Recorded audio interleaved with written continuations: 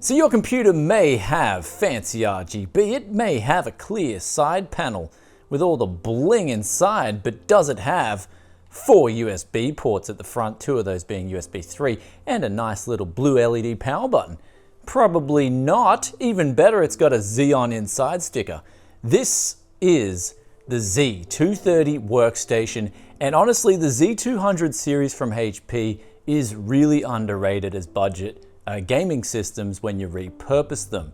Now, the funny thing is about HP systems is they, especially in 2nd and 3rd gen, their name gets dragged down by their terrible pavilions in their small form factor PCs, where a lot of the time they don't even have the secure boot options in the BIOS. HP's released no BIOS updates for them to disable this to get modern graphics cards working. So those cheaper models bring this model down here, but this is literally one of the best models out there, and I'm going to explain a few reasons why. And it's even better than the Optiplex, which is one of the most famous budget, quick and easy pre-builts that you just slap a graphics card into. But anyway, let's open this quick release side panel here and then check out what makes the HP Z230 Workstation so good.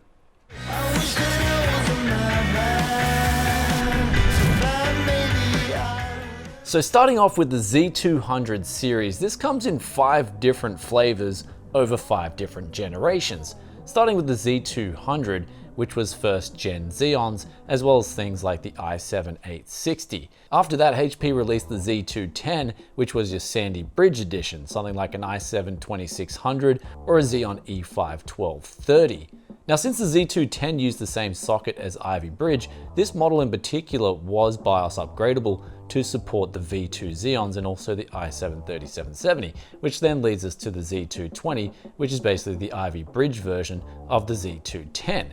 After this, we've got the one on the desk here, which is the Z230, which is your 4th gen Haswell Xeons, as well as your i7s and i5s. Then the last of the lineup is the Z240, which is your 6th gen i7s. These are also the rarest on the used market, since not only are they newer, which means they're going to be sold less likely than the Z230 and below, but they also didn't come out in as many models as the previous editions did. So the Z200 series was released back in 2010, and they generally started from around $2,000 back in this day. That's right, $2,000 for a system like this, and nowadays you can pick them up for as little as $100. Some of the ones that I've had come through recently, I've had the RAM pulled out and everything pulled out, and I've got them for as little as 30 Aussie dollars, which is like 20 USD. But this one right here, it's not to be confused with the small form factor option, and if you see those around, I'd probably stay clear of them because I haven't tried them personally. But every Z200 series workstation I've tried, these bigger ones here, it's worked fine with any modern day graphics card. And we can see right here, we have a GTX 1070 inside this thing, and it's working absolutely fine. Now that's the first thing we're gonna get onto. What I actually really like about this system is they include a pretty decent and hefty power supply. This is a Delta Electronics, and Delta have been making some of the best power supplies in the business for quite a while. This one here has a quad rail on the 12 volt line, and combined it can support up to 400 watts on that 12 volt line alone, which means that you can power a GTX 1070 absolutely fine. Of course, going into the realm of a 1080 Ti or something like that, I'd be very cautious and I wouldn't recommend overclocking, but still, that power supply bests the one included in the Optiplex by quite a bit, where the one in the Optiplex is only around 240 watts max. Now, if we look down at the bottom of the case, we've also got ample length here to mount those long graphics cards. And we've got here the GTX 1070 mounts absolutely fine. All the cables as well for the USB 3 and everything like that is out of the way, so you won't have any problems mounting the graphics card even if it's really long. Besides that, we've got a SSD bay, and then above that, 2 extra slots for 3.5 inch hard drives. It even supports the old 5.25 inch DVD writers if you want to put one of them in. At the front of the case, you get a mono speaker, which also gives you your beep codes and errors, but functions if you want to listen to a bit of Taylor Swift in Windows 10. And then at the back, you've got an exhaust fan, which is actually really quiet. It's one of the best exhaust fans I've seen in a pre-built where it also couples very nicely with the CPU cooler, which doesn't make a whole lot of noise either. There's 4 RAM slot bays too, which will support up to 32 gigabytes of DDR3, and if you've got a Xeon inside, which we do here, we've got the 1270 V3, then you can use ECC unbuffered memory too. Bloody chaos. Tell me something I don't know. I got a fire team. Operators inbound hot to your position. They better be good. They are.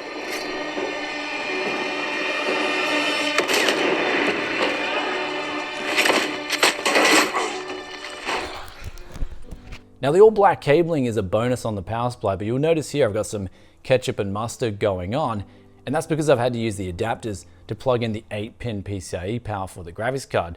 So you only get one 6-pin PCIe, which is a negative. I guess that's the only negative of this whole case right here. But even at the back, when you're mounting your graphics card, it's one of the few clips that actually secures the card in very tightly so it doesn't move. But with all this talk on how good this Z200 workstation is still in 2020, it's time to actually put this thing to the test. And we've got the GTX 1070 inside with the 1270 V3 Xeon, which is basically an i7 4770, just that it's got ECC memory support. But we're going to compare this now to a 5500 XT on a 9900K and also a 1650 Super to see if this budget combo here that I put together on the cheap can compare to something that's the latest and greatest, and see what price performance you can get out of this thing.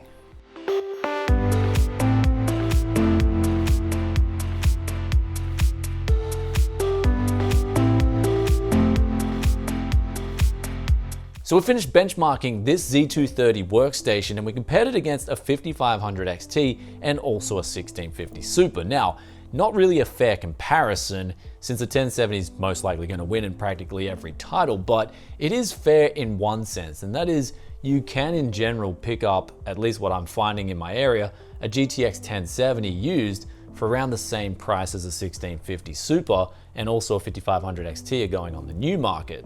So coupling that with the fact that this Z230 workstation here cost me 230 Aussie dollars, I then added $50 of RAM inside, added a 1TB hard drive, I now have a total build cost of 585 Aussie dollars, or in USD terms, that's 375 USD for something that's extremely relevant in 2020. But also the perks of the Z230 workstation, where you've got all that room inside, the build's quiet, it's also got ease of access, and the power supply is 92% efficient, makes this combo right here on the desk something to not overlook if you're looking for used PC parts. But basically running over these games here, if you're into 1080p high settings, even on the latest Call of Duty Warzone, F1 2019, Shadow of the Tomb Raider, and Fortnite, you're going to be getting really good FPS. Now, 2 of these titles, Shadow of the Tomb Raider and also Call of Duty, they're actually really GPU demanding. And the fact that you've got that 8 gigabytes of VRAM there means if you want to step it up to 1440p and maybe lower the textures or something like that,